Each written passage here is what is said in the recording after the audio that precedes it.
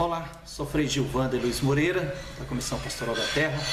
Hoje é dia 1º de dezembro de 2016 e nos últimos 3 dias de novembro aconteceu aqui em Belo Horizonte a 7ª edição da Expo Catadores, celebrando inclusive os 15 anos do Movimento Nacional de Catadores de Materiais Recicláveis do Brasil. No Brasil atualmente, segundo dados do próprio movimento, cerca de 1 milhão de pessoas são catadores. E se a gente imagina que por trás de cada catador tem uma família, então aí está de 4 a 5 milhões de pessoas cumprindo a missão nobre, que é catar, reciclar e lutar pelo resgate da dignidade humana, por inclusão social, por preservação ambiental, fazendo um bem enorme à sociedade. E eu tenho a alegria de estar aqui ao lado do Dr. Cláudio Luiz Santos. Que beleza encontrar você aqui na Expo Catador nos últimos 3 dias, Cláudio. E o Dr. Cláudio Luiz Santos é defensor público da DPU, Defensoria Pública da União do Rio de Janeiro, né? É também o coordenador de um GT, um grupo de trabalho dos catadores a nível de todo o Brasil. Primeiro, Dr. Cláudio, eu queria dizer obrigado por conceder essa entrevista aqui, tá? E segundo, queria registrar aqui a minha grande alegria que foi encontrar você participando dos 3 dias dessa 7ª edição da Expo Catadores aí, o Movimento Nacional dos Catadores celebrando os 15 anos e você integralmente lá no meio do povo. Parabéns, viu? Obrigado, muito me envaidece aqui, né, a possibilidade de estar aqui dialogando com vocês e eu confesso que nem sei se sou merecedor, estou aqui assim, muito timidamente tentando cumprir meu papel, como você falou. Eu sou defensor público federal desde o final de 2012. Já ingressei na carreira, né, um pouquinho, digamos assim, quase dobrando o cabo da Boa Esperança, já mais de 40 anos. Você é natural de onde? Eu sou natural do Rio de Janeiro, tá. São Pedro da Aldeia. São Pedro da Aldeia, lá um balneáriozinho lá de pescadores. Meu pai era pescador, minha mãe era empregada doméstica. Então, assim, chegar eu na família, né, contando assim os tios, que não são poucos, que eu saiba, eu sou o primeiro, assim, 3º grau. Então, já chegar defensor já é assim uma proeza. Prometido. Parabéns. Doutor Cláudio, por que você, tendo essa origem simples no meio do povo, pai pescador e mãe doméstica? Isso. Doméstica, né? Por que você resolveu lutar e fazer curso de Direito e batalhar até ser aprovado em um concurso da Defensoria Pública da União? Em Cabo Frio, na região dos lagos, você não tinha acesso ao curso de Direito desde há uns 10 anos atrás, por aí, só Niterói e Rio de Janeiro. E minha mãe sempre apostou na minha educação, né? Ela vendia pastéis para eu estudar assim, nas melhores escolas. Você é filho único ou não? Não, eu sou o quarto de quatro irmãos. Sou o chamado temporão, assim. Minha história também de nascimento é peculiar, né? Minha irmã já tinha 15 anos e eu nasci assim meus pais, aquela família mais antiga, eles já não conviviam, não coabitavam, embora no mesmo imóvel. Minha irmã mais velha casou, no dia que ela casou ela não pôde viajar e em razão desse faltava um quarto, eles chegaram nesse dia e aí em razão disso eu vim. Então assim, mas uma certeza que eu tenho é a necessidade da humanidade, né? Acho que a gente sentir na dor do outro a sua dor. E isso no Brasil a gente tem muito. E voltando lá à sua pergunta, essa foi a razão, né, de eu querer contribuir mais para a sociedade. Acho que é um mundo mais humano, e etc e tal. E o que eu devo fazer é procurar sentir na dor do outro a minha dor, aquele princípio humanitário, assim, universal. Doutor Cláudio, e aí na DPU, na Defensoria Pública da União no Rio de Janeiro, você está numa área, podemos chamar assim, a área dos direitos humanos? Porque se acompanha mais especificamente a luta dos catadores, sim, não é? Sim. Na verdade, quando eu passei no concurso, aí eu procurei, né, desde que eu ingressei, conhecer os verdadeiros defensores de direitos humanos. Estou tendo o prazer aqui agora de conhecer mais dois defensores, né, que é a Rosário, a doutora Rosário, está aqui também filmando, segurando a câmera aí. E o senhor, então, como o Dom Ascona, né, o bispo lá no Marajó, a irmã Henriqueta, a Antônia Mello, a Altamira, e as lideranças, né, dos catadores, né, que são vidas assim, de luta para alcançar, as lideranças, né, do movimento Top Rua, enfim, a irmã Cristina, né, e tantos outros que eu não vou conseguir me recordar aqui, mas esses que na verdade eu considero defensores de direitos humanos. Então eu acredito que, e passo isso para os meus colegas, forjando nesse processo de contato e conhecendo a história e procurando se envolver, que talvez um dia eu me considere, né, vencedor desse título, né, que a Constituição diz que eu carrego, defensor de direitos humanos, que somos todos os defensores. Eu acho que isso é importante, essa consciência do defensor público. Todos nós, defensores de direitos humanos. Eu sempre procurei reforçar isso na instituição. E esse GT Catador até surgiu em razão da nossa... Né? Por que surgiu esse GT? Qual a importância dele? Como é que está sendo o trabalho? O GT Catadores, especificamente, né, ele surgiu a partir de um trabalho da DPU Belém junto ao lixão do Aurá, que começou lá em 2013. Aurá fica, hein? Fica em Belém. Aurá, em Belém do Pará. E o segundo maior lixão do Brasil. E a gente iniciou, na verdade, quem iniciou esse projeto, né, ele era o chefe anterior a mim, que eu estava chegando, ele saindo, mas ele já me passou: Cláudio, eu tenho esse projeto aqui que é importante. O governo federal, via CISC, né, estava fazendo uma divulgação, né, da importância, né, dos órgãos federais e municipais estaduais enveredarem esforços nesse processo de inclusão, concomitantemente à extinção das atividades, né, dos lixões. E aí eu peguei, na verdade, esse processo ainda no início lá e fui tocando. E desde 2013 a gente vem com um trabalho junto aos catadores e benefícios previdenciários.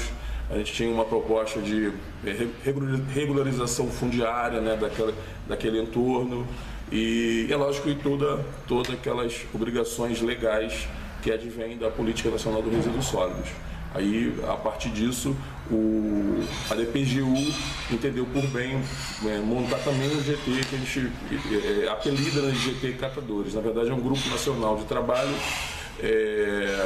que visa, né, a promoção do direito das catadoras e dos catadores em âmbito nacional. Que você está coordenando? Um por região. Hoje eu estou coordenador nacional.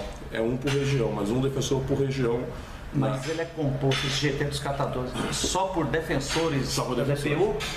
Não tem representantes dos estados, não. E nem do movimento dos catadores?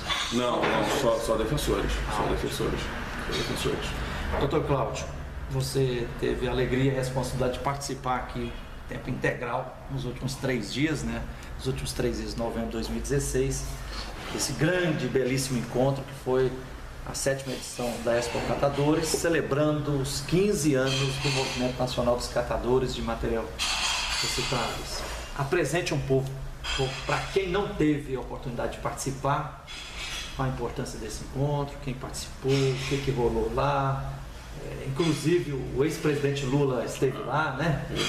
Como é que foi a avaliação, a beleza e a importância desse encontrão dos catadores a nível nacional? Eu já havia participado, né, em São Paulo, e acho que é a partir da luta deles, da organização e dessa força que foi possível um marco legal, né? Então, um marco legal bem positivo, que é a Lei 12.305 de 2010, a Lei da Política Nacional de Resíduos Sólidos. 6 anos, né? Completando 6 anos. Muito a fazer, mas a gente tem que pontuar, né, assim, que isso só foi possível até aqui por conta da organização e da força, por isso os catadores estão de parabéns. Acho que a visita do presidente Lula foi importante porque, segundo os próprios catadores reconhecem, né, ele foi assim o diferencial na possibilidade dessa luta do reconhecimento. É importante. Eu esperei para a visita do presidente Lula porque, na verdade, ele representa para mim também essa possibilidade de que, né, um retirante lá do Nordeste pode ser presidente da República. A possibilidade, embora, né, esteja na Constituição, etc. e tal, que você tem a liberdade, mas as relações sociais, elas acabam tolhendo muito isso, né? Na verdade, é importante a gente não deixar de reconhecer que as chamadas elites, elas eu acho sim que existe a divisão as classes existem, a gente que sabe, né, que está ao lado dos pobres sabe disso. Eu sei que existe, né, um discurso teórico e filosófico, não existe classe, mas eu que existe classe, existe a opressão de classe e a luta de classe está aí.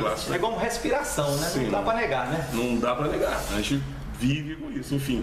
E o presidente Lula, quando eleito, ele me trouxe uma energia da possibilidade. Eu estava indo nesse sonho da universidade, né, de fazer o curso.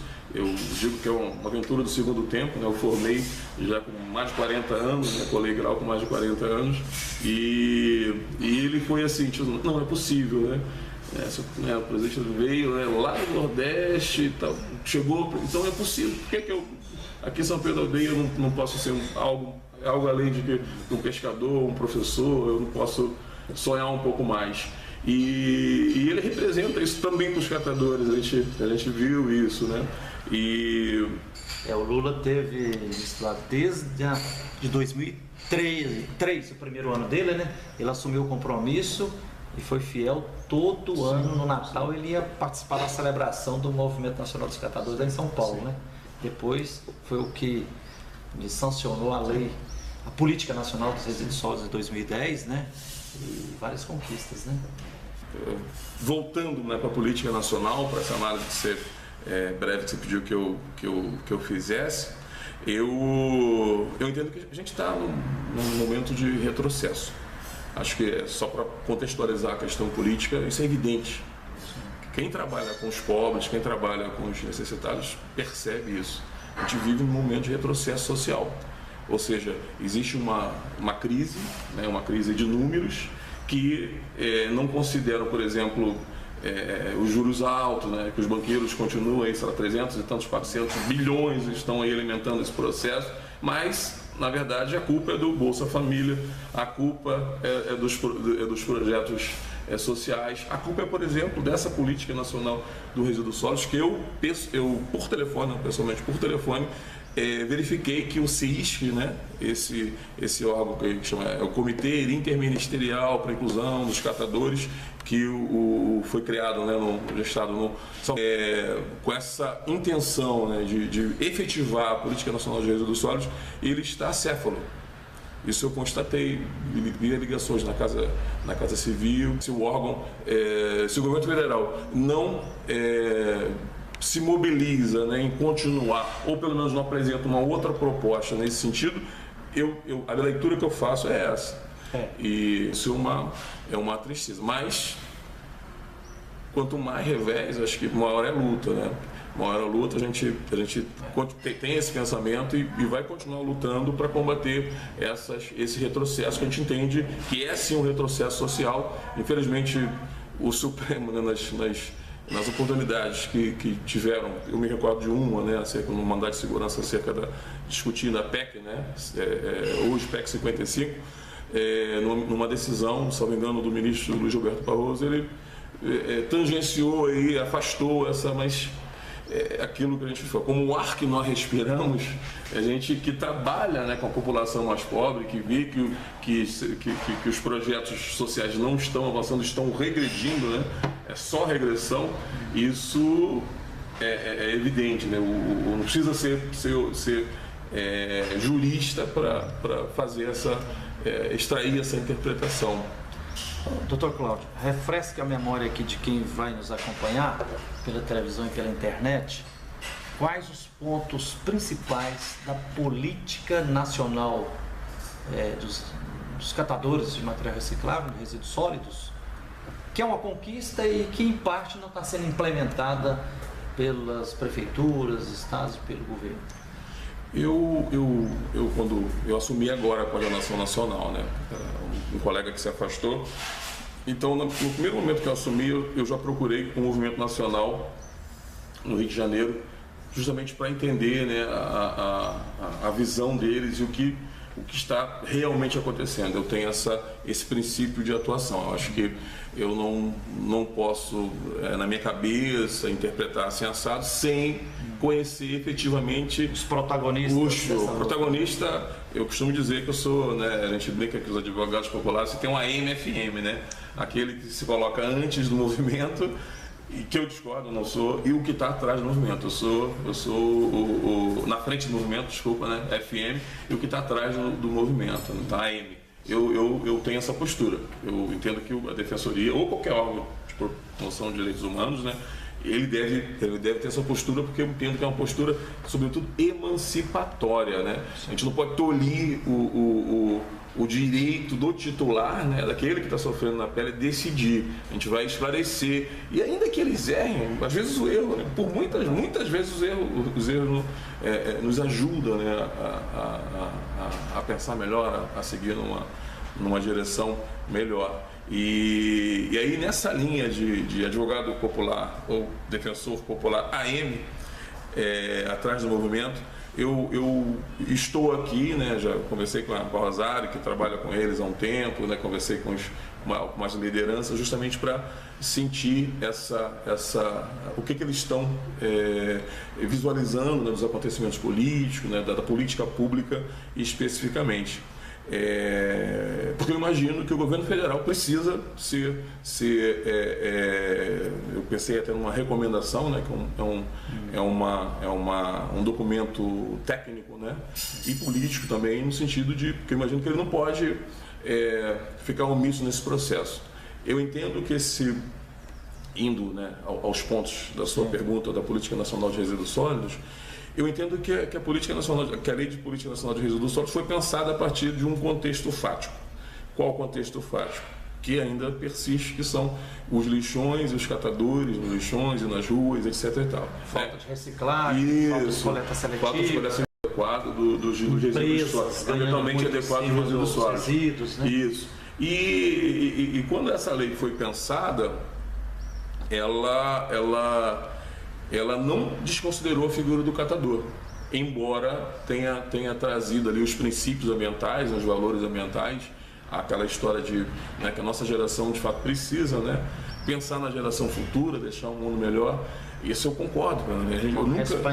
Uma responsabilidade geracional, né? Isso, é o princípio da solidariedade geracional, enfim. Mas eu entendo que esse princípio, né, e esse mandamento, esse dever, nesse problema que envolve, né, o tratamento ambientalmente adequado dos resíduos sólidos, não pode esquecer do catador. Não pode esquecer do catador. E isso é o que eu sinto, assim, o que eu sinto mais falta, né, nas discussões que eu tenho a oportunidade de participar. Inclusive, a Frente Ambiental do Congresso Nacional está puxando várias audiências públicas nas capitais dos estados. Aconteceu uma em Recife, aconteceu uma outra em Goiânia, e eu pude participar na de Goiânia, e nas outras audiências públicas que eu tive, e discussões que eu tive a oportunidade de participar. Na literatura, eu tenho alguns livros, eu sinto falta do protagonismo do catador. A bandeira, assim, né, ambiental, ela ganhou uma força tão grande que acabou, né, escondendo ali a figura do catador. Eu não vejo exclusão aí nessa relação, né, social e ambiental.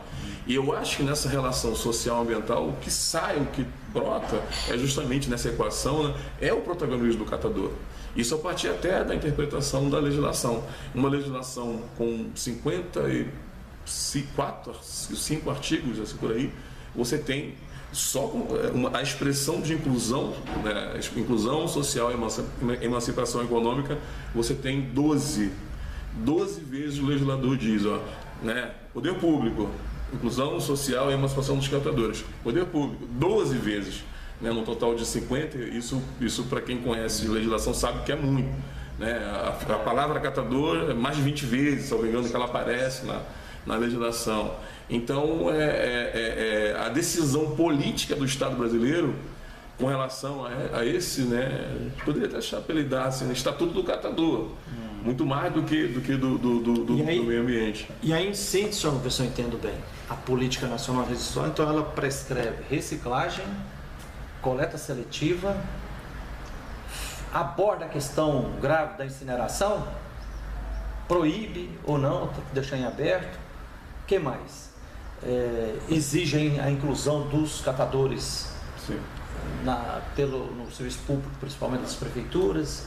Em cima dessa premissa que eu falei do protagonismo do catador, né, eu extraio assim, algumas construções. Eu entendo que a inclusão social, né, de que fala a lei, é uma espécie de gênero, né, uma coisa maior que está assim acima, como uma obrigação geral ali, né? Essa obrigação de inclusão social e emancipação econômica é o primeiro ponto. Para mim, existe uma solidariedade passiva, obrigacional aí dos entes da federação. Para mim, a União é responsável, sim, por isso não pode desativar, né, o CISC. Os comitês nacionais. Ele tem essa obrigação, né, obrigação legal de também implementar a política pública com a inclusão social. É uma obrigação também da União, é uma obrigação do Estado. No plano nacional, né, quando fala do Plano Nacional de Resíduos Sólidos, salvo engano, no artigo 15, ele fala especificamente da inclusão. Mas deixa uma dúvida que fala em diretrizes, metas. Aí você não, diretriz e meta não é obrigação efetivamente de inclusão. Só que no inciso 6, aí o próprio legislador colocou lá, tem o inciso 6 que ele fala assim: ações para que aquelas metas sejam cumpridas.